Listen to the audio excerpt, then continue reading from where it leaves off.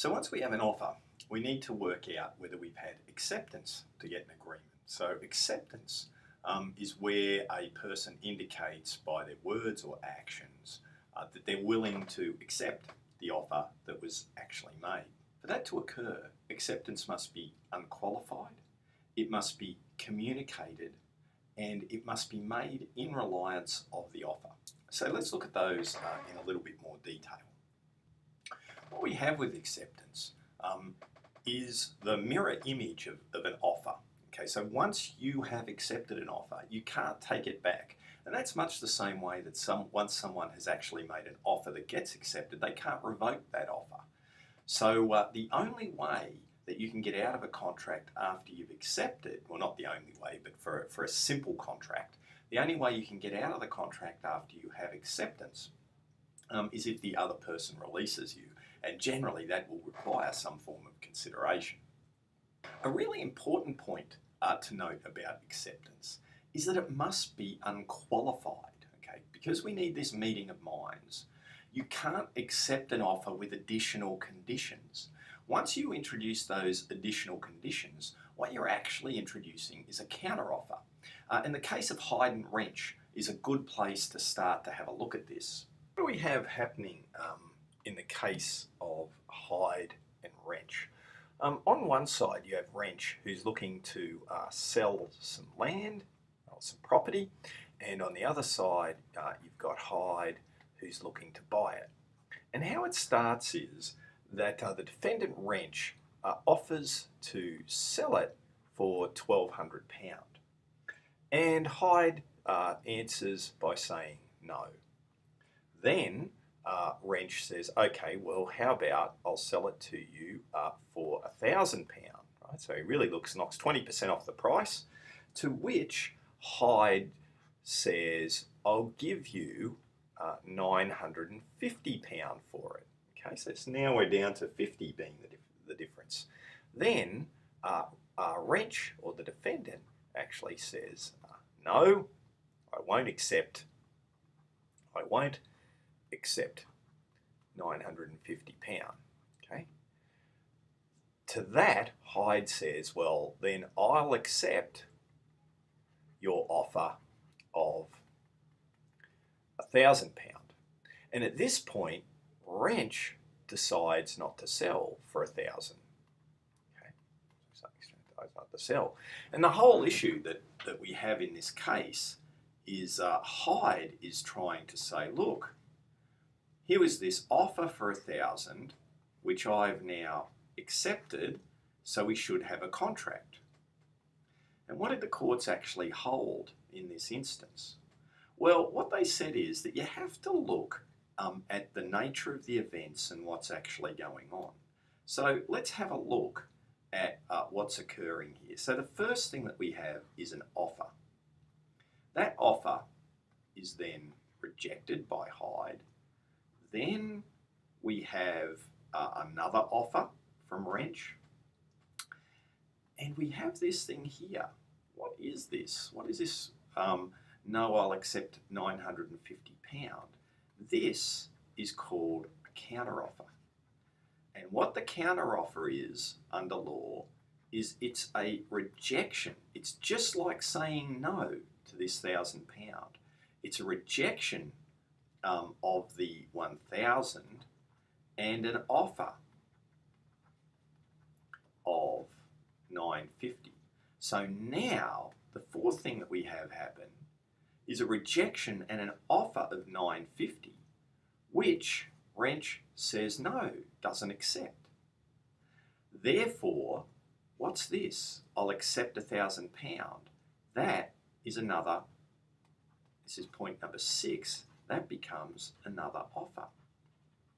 Okay, because the offer of 950 wasn't accepted, here's another offer. Is W bound to accept it? No. Okay. So what we can see here is that you can't have a kind of partial acceptance, right? This counteroffer is actually not an acceptance of all, even though it might look like it. And particularly this, I'll accept £1,000, you know. That offer of £1,000 was rejected. And so this purported acceptance is actually itself an offer. The timeline you can see, let me just do this in a different colour. The timeline you can see going through here as you trace the events can actually help you understand what's going on in these particular kinds of problems. The second issue that we need to address is that the offer, that the acceptance must be made in reliance of the offer. So let's have a look at the case of Crown and Clarke to understand that a bit better. So let's have a look at the case of Crown and Clarke to understand this a bit better. So what you have here is the government, and it was in Western Australia where this occurred. They offered a reward of £1,000. Okay, so we've got this reward of a lot of money back in those days for any information that would lead to the capture of someone who'd murdered 2 police officers. Okay, so it was a reward for information leading to the capture of a murderer. And what we had happen here was Clarke was actually arrested and charged with the murder of the 2 police, but he wasn't the one who'd actually done it. So he then gets arrested, and when he's arrested and being questioned, he gives the police information which leads to the arrest. Now, as you can guess, to be arrested for the murder, you're probably not the nicest kind of person to begin with. Now, it's a broad generalisation, but you can imagine this. And so when later on Clarke tries to claim this reward, saying, look, I gave the information, I should be able to get this £1,000 reward, the court has to look at whether there was a contract. So here, the court actually says that this offer of the reward is an offer. Okay, so clearly contractually we have an offer. Was the giving the information, was this actually acceptance of that offer? And the court held, in this case, no. The court held this wasn't an acceptance of that particular offer. Clarke admitted that when he had given the information to the police, he had forgotten about the reward. Okay, so this is an important point in this case. When he gave the information, he'd forgotten about the reward. He was giving the information because, why? He was giving the information because he'd been arrested. So, therefore, he gave the information so that he'd be released, not for the reward. And so we see this principle here, that acceptance needs to be made in reliance of the offer. Where there isn't a reliance on the offer, it is not acceptance. And so in this case, Clarke was not entitled to the reward. Okay, so in addition to the fact that we must have acceptance based upon the offer, that acceptance needs to be communicated to the offeror. So a good case to help us think about this is Powell and Lee. So in Powell and Lee, what we have, as the picture shows, is a headmaster being appointed to a school, and the school has a board of directors, and the board passes a resolution. So it says it agrees that it's going to appoint Powell. What then happens is that Powell happens to be at the local pub, and he runs into one of the directors who was at the board meeting and part of that decision, and the director says, well, we've passed this resolution, you're going to be headmaster. Now, for some reason, the board actually rescinded its resolution. So the board went back on its resolution. The board decides not to appoint Powell. And the issue now is Powell thinks that he's got the job, when in fact he hasn't. So the issue before the court here is Powell's offer to take up the position, had that been accepted by the school, by the board?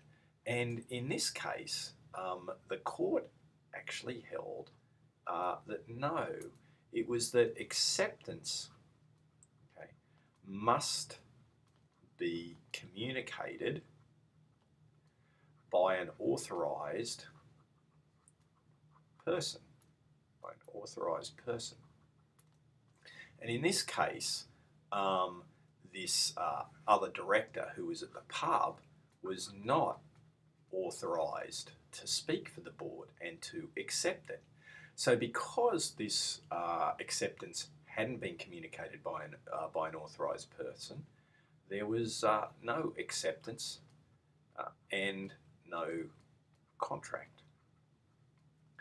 Interestingly, you might want to contrast this case with communication of an offer where the rules are different. I think Dickinson and Dodds. But remember, for acceptance, it must be communicated by an authorised person, Powell and Lee. In a similar way, if the offeror says that acceptance must be communicated in a certain way or by a certain method, then that is the method or the way that acceptance must be communicated, or it isn't valid. Or it can be in a more advantageous manner. Okay, so that's Tin and Hoffman. If there's no mention of how acceptance will be communicated, then usual practices will be what is considered appropriate. Again, that's Tin and Hoffman. The final one that's important to understand is that the offeror can't insist that silence on behalf of the offeree is acceptance. And that case, to help us out, is Felthouse and Bindley. Felthouse and Bindley, we have an issue dealing with the sale of a horse. So Felthouse offers to buy, so he offers to buy his nephew's horse for £40, offers to buy the horse, yeah? And what he actually says is, if I hear no more from